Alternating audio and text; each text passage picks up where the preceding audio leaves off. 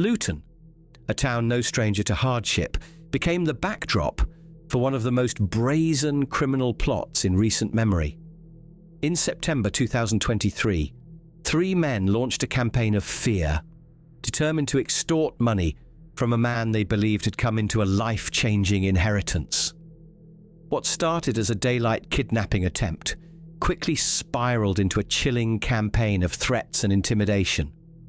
When the abduction failed, the trio turned to arson, setting fire to the victim's fence and garden shed in a shocking display of escalation. The man and his family were left terrified, under constant watch, and unsure of how far the gang was willing to go. But behind the scenes, Bedfordshire police were closing in. Forensics, surveillance, and digital evidence would soon bring the case crashing down on the perpetrators. This is the story of how greed turned violent, and how a meticulous investigation brought 3 dangerous men to justice.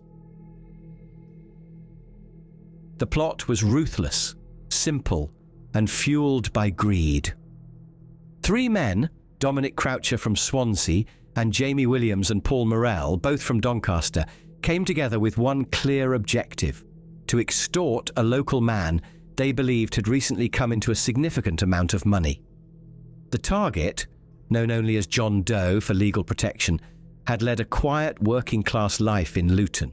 He wasn't flashy, he wasn't involved in crime, but word had quietly spread that he'd inherited some money, possibly enough to buy a home outright. He told only a few people, but in tight-knit communities, whispers don't stay quiet for long. And when those whispers reached the wrong ears, the result was a plot that would spiral into violence and intimidation. By late August 2023, the conspirators had begun surveilling him. They tracked his movements, studied his routines, and mapped out the quiet moments in his day. They weren't local to Luton, but that didn't matter. Their planning was meticulous, their objective clear. They wanted money, and they were willing to abduct a man off the street to get it. The first move came on the evening of September 3rd. Just after 7:40 p.m, John Doe was walking down Havelock Road, a typical residential street.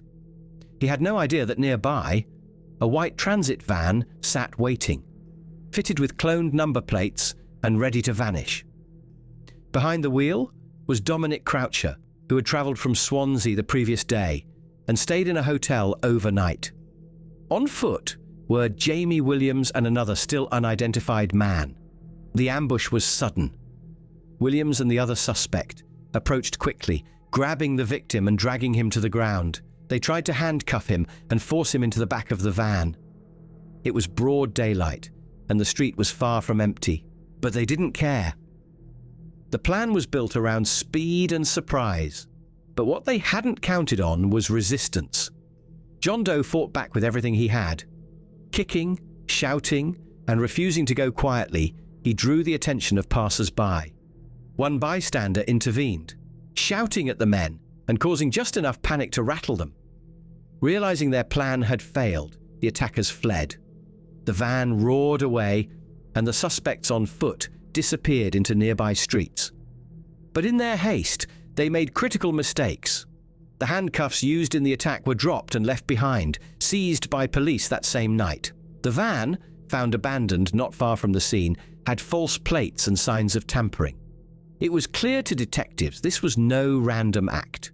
It was a premeditated kidnapping attempt. Soon, forensic testing on the handcuffs would return matches for both Jamie Williams and Paul Morell. That single piece of evidence would help crack open a conspiracy that had only just begun to unfold. For the victim, however, the nightmare was far from over. At first, he wondered if it had been mistaken identity. But deep down, he knew the truth. This was personal, and over the coming days, the harassment would only escalate, from failed abduction to psychological warfare. But while the gang believed they'd walked away with nothing more than a bruised ego, they had left behind the first piece of a trail, and Bedfordshire police were already starting to follow it. The failed kidnapping on Havelock Road should have marked the end of the plot, but for Dominic Croucher, Jamie Williams and Paul Morrell, it was merely the beginning. Embarrassed by their botched attempt, and still determined to secure the life-changing money they believed the victim possessed, the trio chose a new weapon: fear. 8 days after the public abduction attempt, the campaign of intimidation began in earnest. The victim, still trying to process the assault, opened his phone to find something chilling. Direct messages sent via social media, filled with veiled threats and sinister undertones. But what set these apart were the images attached: photos of his home, his car, his family, taken from different angles at different times of day. These weren't random snaps, they were proof. Proof that he was being watched, closely, constantly. The psychological impact was devastating. Suddenly, everyday routines became riddled with paranoia. Was that person in the parked car watching him? Was that stranger at the corner there by chance, or by design, and the gang hadn't finished? On the night of September 11th, under cover of darkness, the intimidation escalated to outright terror. Williams and Morrell travelled to the victim's property. Moving through side streets and back gardens, they reached the fence that bordered his home. With cold precision, they poured accelerant across the timber panels and onto the wooden garden shed. Then, with a flick of a lighter, they turned fear into flame. The fire spread rapidly. By the time emergency services arrived, the shed was engulfed and the fence was splintered and charred. The damage was more than material, it was psychological. The garden, once a space of calm and family life, had become a message board for terror. The victim and his loved ones didn't just fear another attack, they feared that next time the flames might reach their home. Police investigators, now fully aware of the gravity of the threats, began pulling together more evidence. Behind the scenes, a digital footprint was forming. The IP address used to send the social media messages led back to an address in Doncaster, Paul Morrell's. The fire, the photos, the threats, they all began to link. But for the victim, the trauma was ongoing. He had survived a kidnapping attempt, was now the target of organised stalking, and had watched his property burn, all for money he never flaunted and never offered. The gang wanted to send a message: we're watching. We won't stop. But in doing so, they had unwittingly built a damning case, one photo, one flame, one message at a time. By mid-September 2023, what began as a single attempted abduction had spiraled into a campaign of fear, arson, and digital threats. Bedfordshire police recognised they weren't dealing with a one-off incident. They were confronting an organised and escalating criminal conspiracy. The moment the victim reported the arson attack, detectives launched a major investigation, treating the case with the urgency it now demanded. The first real breakthrough came from a seemingly simple oversight: the handcuffs. Abandoned in the chaos of the failed abduction, they were sent for forensic analysis. It didn't take long. DNA tests revealed a direct match to two of the suspects, Jamie Williams and Paul Morrell. It was a clear link, placing them at the scene and, more importantly, tying them to an act of attempted kidnap. Suddenly, the investigation had a solid foundation, but police weren't stopping there. Using automatic number plate recognition, ANPR cameras across the region, they traced the movements of the white van used in the kidnapping attempt. That led them to Dominic Croucher. ANPR logs revealed the van had travelled from Swansea to Hemel Hempstead the night before the incident. CCTV from the hotel confirmed Croucher had stayed there, positioning him in exactly the right place at exactly the right time. Even more damning was the convoy pattern uncovered by detectives. Alongside the white van, a rented white Mercedes was spotted, also bearing false plates. Rental records showed the vehicle had been booked by Paul Morrell. The Mercedes was filmed travelling in convoy with the van on the night of the attack, further tightening the noose around the trio. When police raided the homes of the suspects, the evidence began to pile up. At Jamie Williams' property in Doncaster, officers found the replacement number plates used to disguise the van after the attempted kidnapping.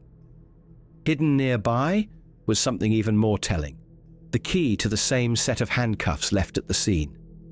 Meanwhile, a search of Paul Morell's residence uncovered the final piece of the puzzle: a wireless router linked to the IP address used to send the threatening social media messages.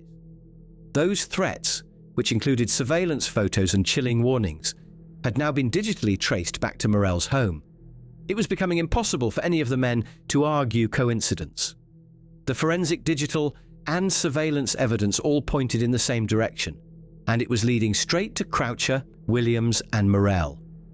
Conversations between the trio, recovered from their phones, revealed discussions about the journey, what to say if stopped by police, and repeated references to life-changing money.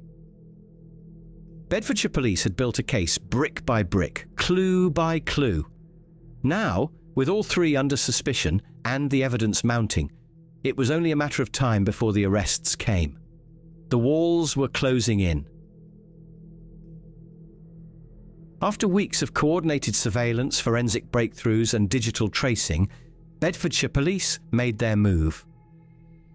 On September 15, 2023, officers arrested Dominic Croucher and Jamie Williams in a series of early morning raids. Paul Morell, whose involvement had become increasingly evident through both physical and digital evidence, was taken into custody just 3 days later, on September 18th. The timing wasn't accidental. Investigators had waited until the full picture had formed, until every thread of the conspiracy had been tied back to the trio.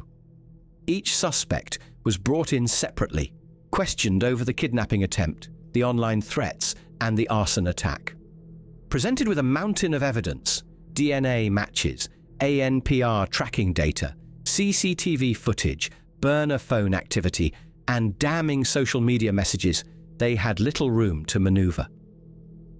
Confronted by the reality of the case against them, all three men ultimately chose to plead guilty to charges of conspiracy to kidnap and conspiracy to blackmail.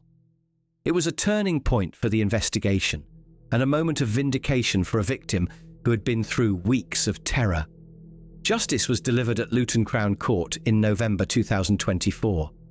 The courtroom was packed, with officers, legal teams, and press all watching as the details of the plot were laid bare.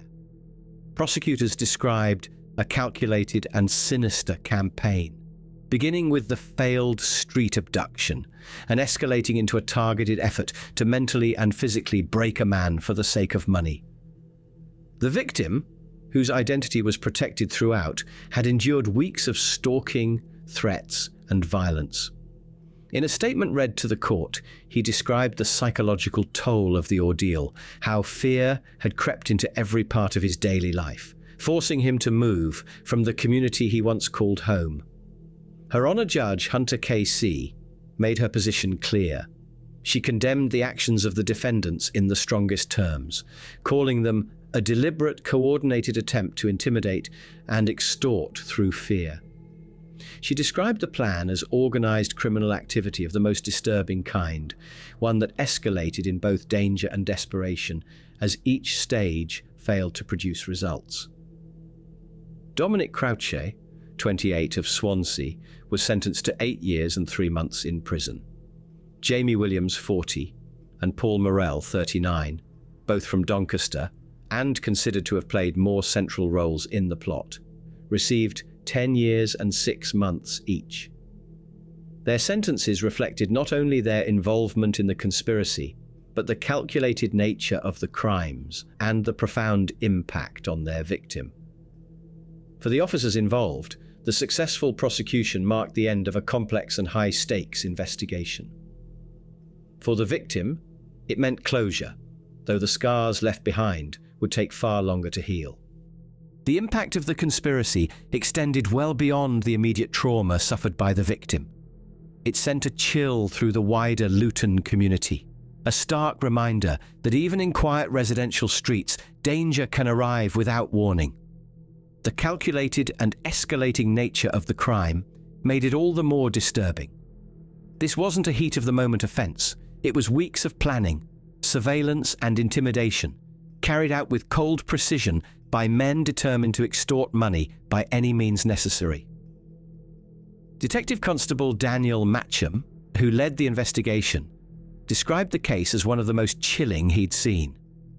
He emphasized how the gang's violence and threats had left the victim not only in fear for his own life, but terrified for the safety of his family.